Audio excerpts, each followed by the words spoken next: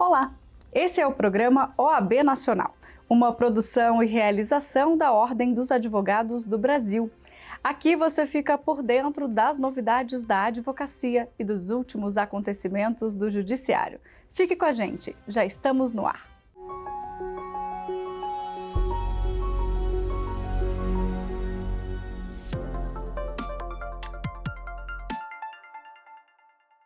Eu começo o programa de hoje com a sessão solene da seccional da OAB no Distrito Federal em celebração aos 30 anos do Estatuto da Advocacia.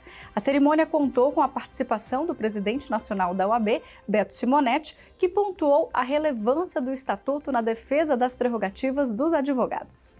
Ao longo de 3 décadas, enfrentamos desafios, conquistamos vitórias e fortalecemos a nossa missão de defender o Estado Democrático de Direito. Eu tenho a honra de afirmar que nos últimos anos inauguramos uma nova era de proteção e reconhecimento para a advocacia. Com a aprovação da Lei 14.365 de 2022, que redirecionou a história contemporânea da nossa classe. História essa que cada um dos senhores e das senhoras que integram essa gestão histórica merecem ser reconhecidos por todo o seu empenho e trabalho. Implantamos novas regras que ampliam penalidades de violações e fortalecem a proteção ao nosso trabalho com o objetivo de cidadanizar o exercício de cada um e de cada uma de vocês. Queremos honorários justos e conquistamos. Por meio do julgamento do tema 1076 no STJ, a observância obrigatória do artigo 85 do CPC para evitar que juízes fixem honorários de sucumbência por equidade em causas de valor elevado. Avançamos na abolição da hierarquia entre advogados, juízes e membros do Ministério Público, e todos nós estamos no mesmo patamar de respeito. Isso é isonomia. Além disso, não podemos deixar de lembrar que somos a primeira gestão com paridade no Conselho Federal da OAB. A igualdade de gênero dentro ou fora da ordem é um marco de justiça e de representatividade. Comprometidos com a luta das mulheres advogadas, aprovamos também nessa gestão a Lei contra o Assédio e Discriminação, ministra Vera, que é a Lei 14.612 de 2023. Transformamos os crimes de assédio e discriminação em infrações ético-disciplinares.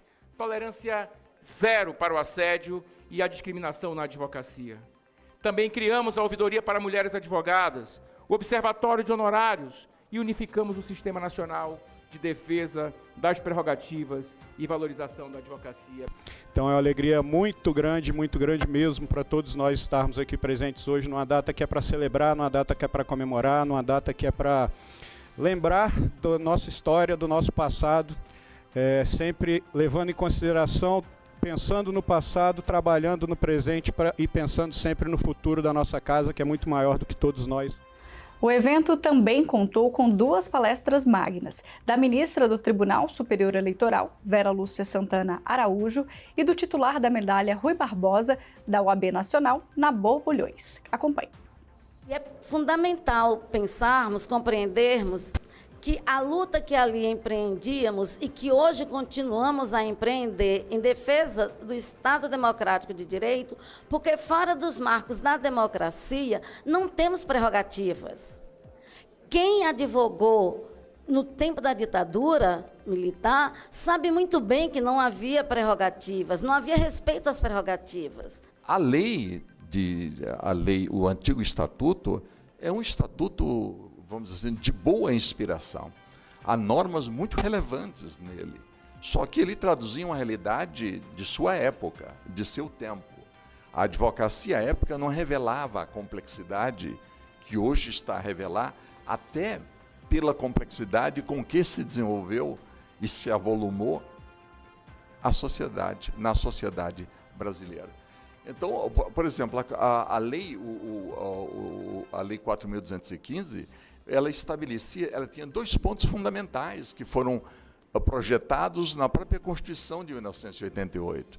A indispensabilidade era proclamada da advocacia, artigo 68, e a independência do advogado em face do Ministério Público, em face da magistratura, quer dizer, a lei era uma boa lei para o seu tempo, era uma lei avançada para o seu tempo, era uma lei de índole, vamos dizer assim, liberal, progressista e bem afeiçoada à Constituição de seu tempo. Mas, com o passar do tempo, com o advento do regime militar, não é? Com o golpe militar e com, vamos dizer assim, os 21 anos de comprometimento da rigidez do nosso sistema jurídico institucional, político institucional brasileiro, quer dizer, ela estava a exigir uma profunda revisão e uma profunda transformação. Mas não é só. Quando nós comemoramos essa transformação com a edição da Lei 8.906, nós estamos a comemorar, na realidade, uma trajetória notável dos advogados como protagonistas da formação de uma consciência jurídica nacional. A OAB Nacional e a Procuradoria-Geral da República iniciaram tratativas de um acordo que garanta a prerrogativa de realizar e obter as gravações audiovisuais das audiências, sessões de julgamento e de plenário do júri com respeito às regras contidas na Lei Geral de Proteção de Dados. Confira. Estivemos na Procuradoria-Geral da República tratando de um tema relevante para a advocacia, que é a regulamentação da LGPD em relação à prerrogativa de gravação dos atos processuais. Ao presidente do Conselho Nacional do Ministério Público e Procurador-Geral da República, Dr. Gonê, levamos o pleito da advocacia, que foi por ele muito bem recebido, de garantir a prerrogativa de gravar na íntegra todos os atos processuais, seja através de dispositivo próprio, quando não houver equipamento no local da audiência, ou então da gravação integral pelo próprio órgão do Judiciário ou do Ministério Público, com acesso pleno aos advogados e advogadas que atuam. É com essa conciliação entre as prerrogativas da advocacia, que são da cidadania, e respeitando as normativas da LGPD, que são o direito de imagem de todos aqueles que participam do ato, essa conciliação que buscamos no diálogo de hoje e que buscaremos através de um acordo técnico que realizaremos entre OAB e Conselho Nacional do Ministério Público. Para esclarecer e fornecer orientações precisas sobre o que é permitido e o que não é permitido na publicidade para a advocacia brasileira, o Conselho Federal da OAB lançou a cartilha Principais Dúvidas sobre Publicidade na Advocacia, entendendo o provimento 205 de 2021. Tem dúvidas? Confira na entrevista. A cartilha, que nasceu do Comitê Regulador de Marketing, sobre as principais dúvidas sobre a publicidade na advocacia, adveio do provimento número 205 de 2021. Provimento esse que criou o Comitê Regulador de Marketing. E o que acontece? A partir do momento que o comitê começou a trabalhar, nós disponibilizamos para toda a advocacia brasileira um link para que todo advogado ou banca de advogados pudesse mandar perguntas ou dúvidas para que fossem respondidos efetivamente pelo comitê. O propósito do comitê, em resposta a essas perguntas, seria pacificar alguns entendimentos contidos no provimento 205. Né? Então, portanto, esse anseio de criação da cartilha veio, então, para permitir mais objetividade, né, aos profissionais, buscando sempre esclarecer as dúvidas de forma clara e objetiva, com relação à publicidade e marketing na advocacia. Haviam muitas dúvidas, e ouso dizer que ainda existem muitas dúvidas acerca do que está disposto no provimento 205. Ele nasceu, né, do Conselho Federal da OAB, da relatoria da doutora Sandra Krieger, e mesmo com todo o esclarecimento, mesmo com todos os artigos ali contidos, muitas dúvidas existem, e o que foi necessário é fazer essa cartilha de modo bem objetivo, de modo bem claro, e essas respostas dadas na cartilha, elas foram dadas após algumas reuniões dos membros do comitê regulador Então, elas nasceram baseadas em estudo de casos, né, de análise, de pesquisas remetidas ao comitê. Então, ouso a dizer que existiu e ainda existe a necessidade de cada vez mais o comitê seguir aclarando essas dúvidas a respeito de publicidade e marketing na advocacia. Já somos mais de 1.800.000 seguidores nas redes sociais da Ordem dos Advogados do Brasil. E se você ainda não nos acompanha por lá, não perca tempo. Estamos no Instagram, YouTube, Twitter, Spotify e Facebook. Interação, credibilidade, profissionalismo e muita informação. Você já sabe onde encontrar. Basta um clique de curtir ou seguir e você fará parte do nosso universo OAB. No Instagram e no Twitter você encontra a gente pelo @CFOAB. Já no Facebook, YouTube e Spotify, OAB Nacional.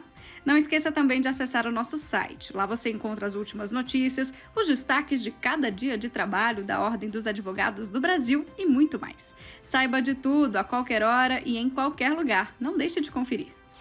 Mudando de assunto, a Comissão de Constituição e Justiça do Senado Federal aprovou o projeto de lei 850 de 2023, que destaca o caráter alimentar dos honorários advocatícios. O projeto altera o artigo 24 do Estatuto da Advocacia e da OAB para evidenciar a natureza alimentar dos honorários de sucumbência contratuais e os eventualmente arbitrados por decisão judicial.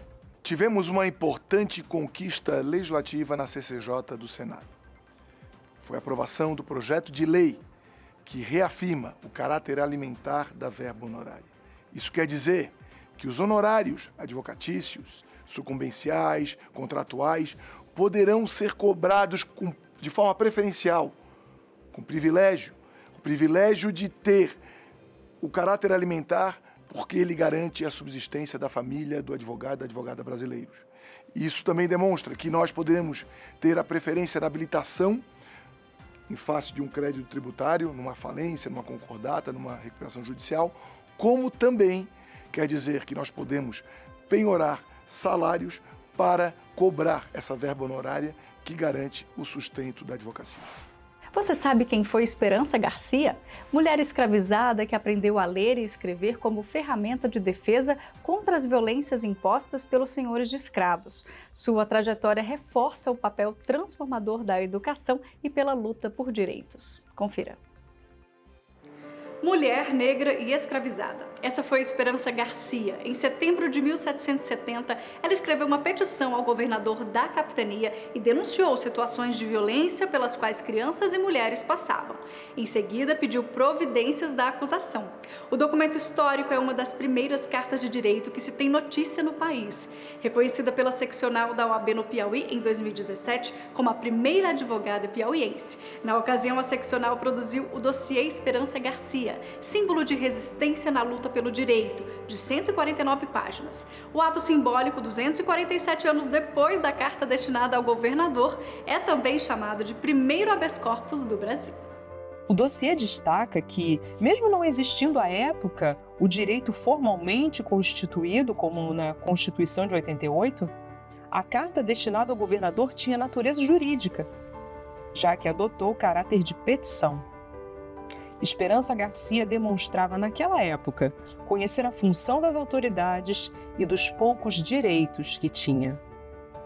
O documento se atém apenas a violações às quais ela era submetida que desrespeitavam leis como o Decreto 1695 de setembro de 1869, que proibia, por exemplo, a venda de escravos debaixo de pregão, a separação entre marido e mulher e, principalmente, da separação do filho e dos pais, salvo quando maiores de 15 anos.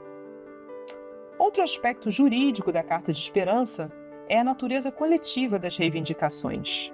Esperança Garcia aprendeu a ler e escrever português com padres jesuítas. Após a expulsão da Congregação do Brasil pelo Marquês de Pombal e a passagem da fazenda para outros senhores de escravos, ela foi transferida para outras terras. Longe do marido e dos filhos, usou a escrita como forma de luta para reivindicar uma vida com dignidade. Em 2022, o Conselho Pleno da OAB Nacional também reconheceu Esperança Garcia como a primeira advogada brasileira.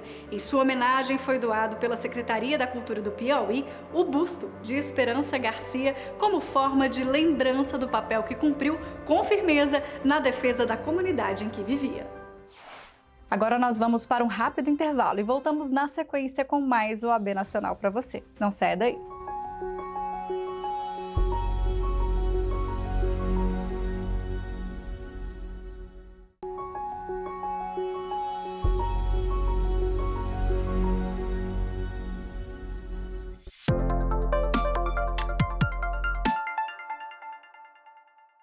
O presidente interino nacional da OAB, Rafael Horn, apresentou à advocacia goiana o perfil demográfico da advocacia brasileira, o maior estudo já realizado sobre a classe no país. A exposição do levantamento aconteceu durante a 6ª sessão ordinária do Conselho Pleno da Seccional da OAB em Goiás. São os 52.252 advogados ativos na OAB Goiás. Obviamente que esse é um número que não é estático, é um número que vai a cada dia, provavelmente hoje já não é mais esse número, mas é um número que nós tiramos quando da elaboração desse slide. Aqui em Goiás, 52,91% composto por mulheres, advocacia predominantemente feminina no estado de Goiás, e com uma divisão de raça e cor, em que 53,58% se declara como branca, 37,17% como parda, 6,51% como preta, amarela 2,34% e indígena 0,40%. E aí, nós fizemos a primeira divisão por tempo de inscrição. Aqui 1/3 da advocacia, ela tem até 5 anos de inscrição, ou seja, é um altíssimo percentual dentro das faixas. Foi a faixa que maior apresentou o número de advogados.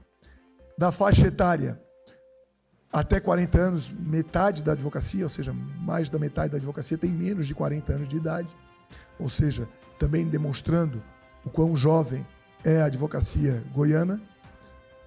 33% não tem filhos e 21% com apenas um filho, 25% com 2, 14% com 3.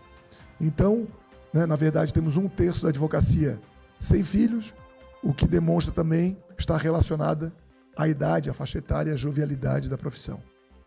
Local de trabalho, 59% é escritório de advocacia, 28% home office, ou seja, aqui até, ao contrário de outras unidades da federação, a maior parte é autônoma, pois está trabalhando um no escritório de advocacia, um em home office, e os demais, menos aí de 15%, em outros órgãos, entidades aqui da advocacia. Aqui, na verdade, nós temos uma figura daqueles que mais responderam, não é a realidade.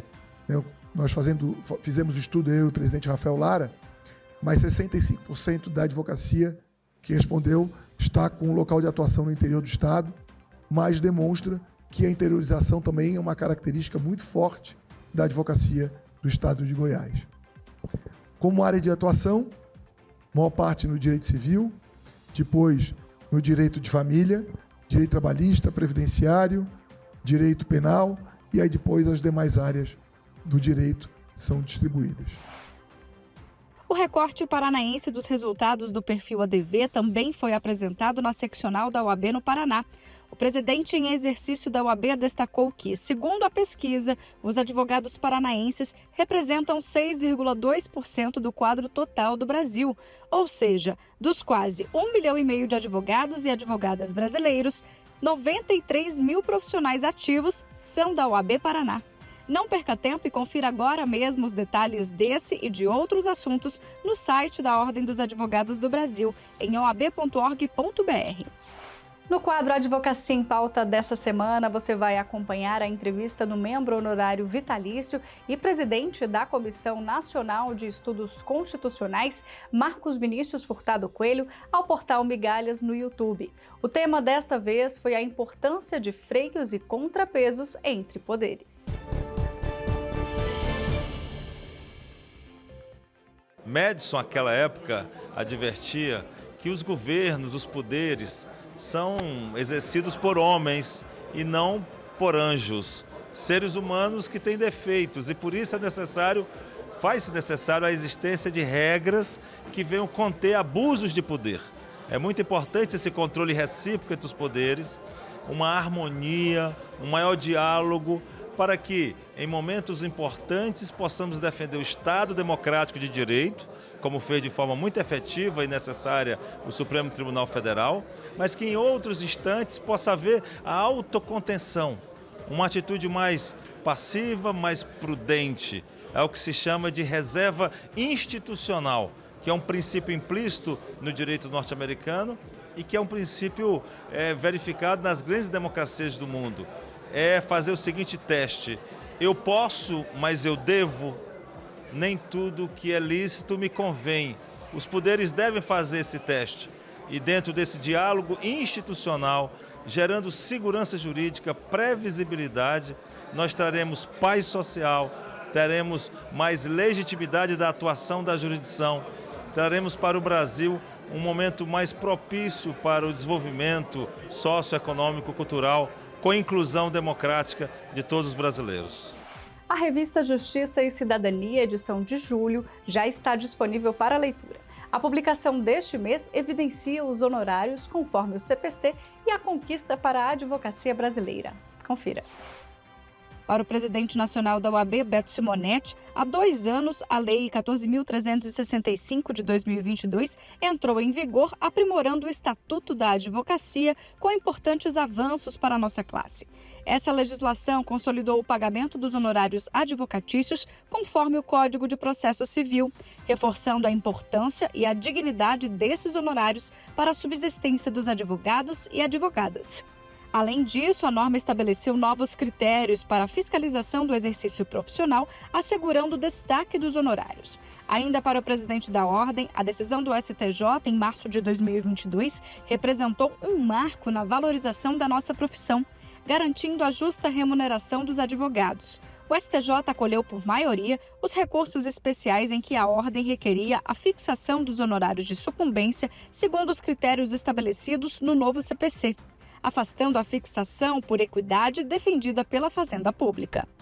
Por fim, Simonetti conclui: a vitória no STJ teve impactos imediatos em diversos estados, com decisões de tribunais locais aplicando o entendimento consolidado. Seguimos vigilantes e comprometidos com a defesa intransigente das prerrogativas profissionais e dos honorários advocatícios, pilares essenciais para a manutenção do Estado de Direito e da justiça em nosso país.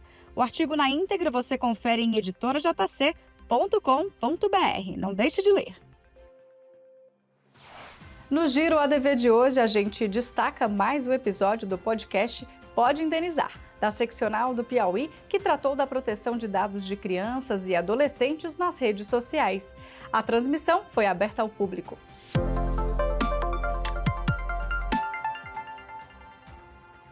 Os dados das crianças e adolescentes, que muita gente diz são dados sensíveis, eles não estão lá dentre citados pelo legislador como dados sensíveis. No entanto, eles foram tratados à parte. Então, é como se o legislador também estivesse dando uma importância a mais, né, para os dados de criança e adolescente. Por quê? Porque dado a sua vulnerabilidade. Então, os dados das crianças e adolescentes são dados que precisa se ter o quê? Um cuidado a mais, uma proteção a mais. Tivemos o Marco Civil da Internet, que é uma legislação também muito importante para o Brasil, porque é uma legislação que regula o uso da internet no Brasil. E o legislador lá tratou num artigo da necessidade de controle parental do uso da internet pela criança e pelo adolescente. Então, lá no Marco Civil já tinha uma prescrição, uma previsão dessa proteção.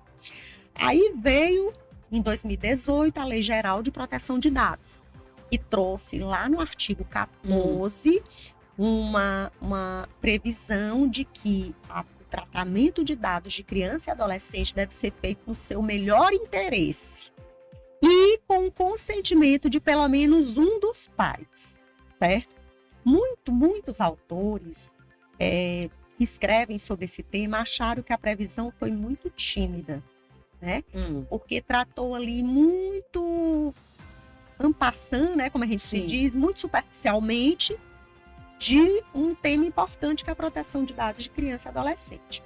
E aí, por conta disso, em 2022, desde 2022, tramita um projeto de lei que trata da proteção da criança e do adolescente no ambiente digital, ou seja, trata especificamente da criança e do adolescente.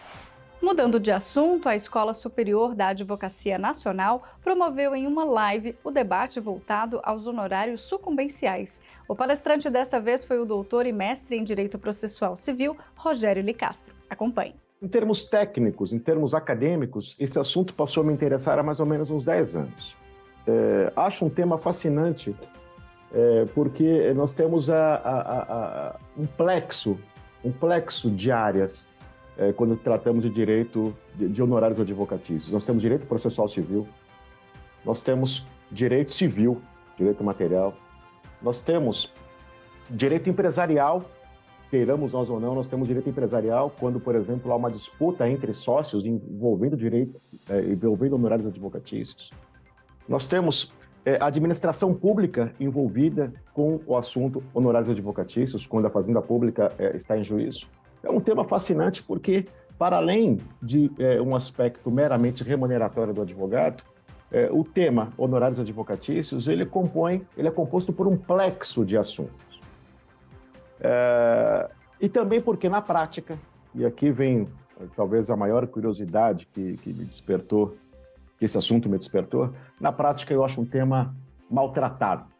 Eu acho um tema maltratado por setores insistentes da jurisprudência que não enxergam nos honorários advocatícios a relevância que eles devem ter, não só como aspecto remuneratório, não quero apequenar os honorários aqui como mera remuneração.